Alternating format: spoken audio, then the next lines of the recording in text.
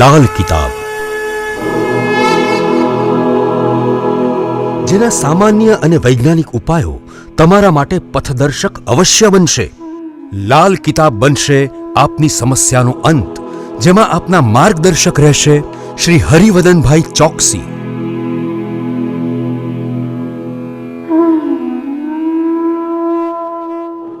નમસ્કાર મિત્રો, હું હરિવર્ધન ચોકસી આપ સૌનું સ્વાગત કરું. મિત્રો, આજના વિડીયોમાં આપનું ખૂબ ખૂબ સ્વાગત. મિત્રો, રોજની જેમ આજે પણ જોઈએ આપણે આજનું દૈનિક રાશિફળ. તે પહેલાં જોઈએ આજનું પંચાંગ.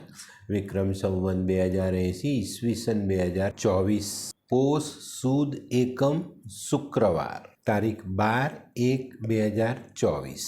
તો મિત્રો, આજના સૂર્યોદયનો સમય સવારે 7:24 અને સૂર્યાસ્તનો સમય સાંજે 6:12. આજની ચંદ્ર રાશિ છે મકર અને આજનું નક્ષત્ર છે ઉત્તરસાડા. તો મિત્રો, આજે જેમનો બી જન્મદિવસ છે એ લોકોને અમારા તરફથી ખૂબ ખૂબ શુભકામના. જીવનમાં સ્વચ્છતાને જેટલો સારો પ્રેમ કરશો, સ્વચ્છતા જાળવશો, સ્વચ્છતા રાખવાનો આગ્રહ રાખશો, એટલું જ જીવન સ્વચ્છ અને સુઘડ થશે.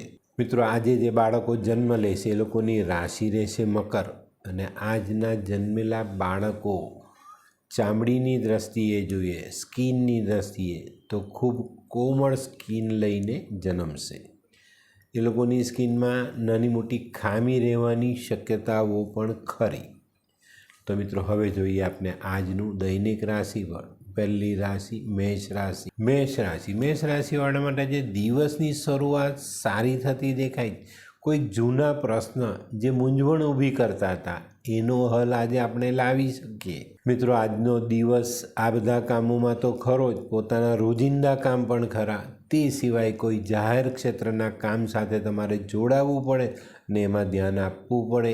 તે સિવાય કોઈ સંસ્થા સાથે જોડાયેલા છો તો એનું પણ કામ તમારા ભાગે આજે આવતું દેખાય છે.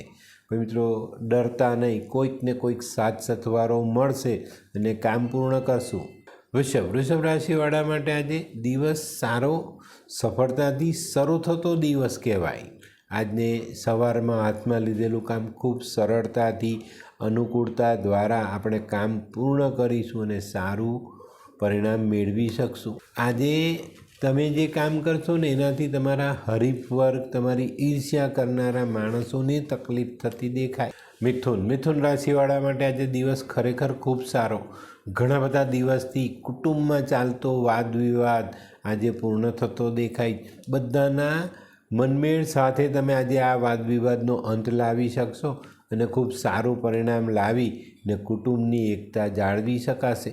આજના કાર્યોમાં આકસ્મિક સફળતા અને સરળતા બંને મળતા દેખાય. આજે છે ને, જેટલી વાણી મીઠી રાખશો એટલા કામ ઝડપથી અને સારા કરી શકશો. કર્ક રાશિએ આજે વાદ વિવાદથી બચવાનું છે. આજે હરીએ ફરીએ પણ મન ન લાગે. પણ મિત્રો, ધીરજ રાખજો. મંદિર જઈ ભગવાન શિવનો દૂધથી અભિષેક કરીને દિવસની શરૂઆત કરો. બધા કામ શાંતિથી પૂર્ણ પણ થશે અને તમને પણ માનસિક શાંતિ મળશે. સિંહ રાશિવાળા માટે આજે દિવસની શરૂઆત થોડી ચિંતાજનક દેખાય છે. ચિંતા કઈ? માનસિક થાકની ચિંતા. આપનું મન થાકી ગયું હોય ને એવો અનુભવ સવારમાં થાય. પણ મિત્રો, મનનો અનુભવ હોય છે, મન ક્યારે થાકતું તો છે જ નહીં. તો આજે થોડી ધીરજ, થોડું મન શાંત રાખીને દિવસની શરૂઆત કરશો તો સારી સફળતાઓ તમારી રાહ જોઈ રહી છે. અને આજે જો તમે આળસ ખંખેરીને હિંમત રાખીને આગળ વધો તો યશ, પદ, ધન બધું મળતું દેખાય. અને આજે ફાયદાકારક કાર્ય રચનાઓ આપણા જીવનમાં ઉમેરાઈ શકે છે. કન્યા રાશિવાળા માટે આજે કંઈક નવા આયોજનો થતા દેખાય છે. કામમાં, જિંદગીમાં કદાચ કોઈક રસ્તાઓ બદલવા પડે, સાઈડ પરથી નીકળી જવું પડે તો આજે નીકળી જવાનું. આજે એક જગ્યાના અવરોધથી આપણે આપણી જિંદગી અટકાવવાની નથી. એ મગજમાં રાખીને ચાલશો તો આજનો દિવસ સફળતાથી આગળ વધી શકશો.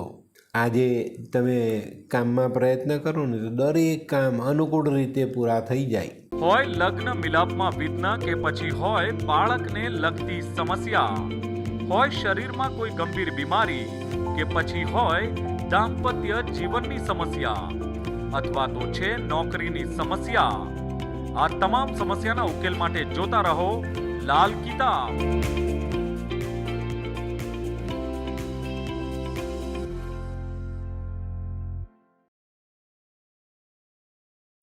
તુલા રાશિવાળા માટે આજે બહુ સરસ દિવસ.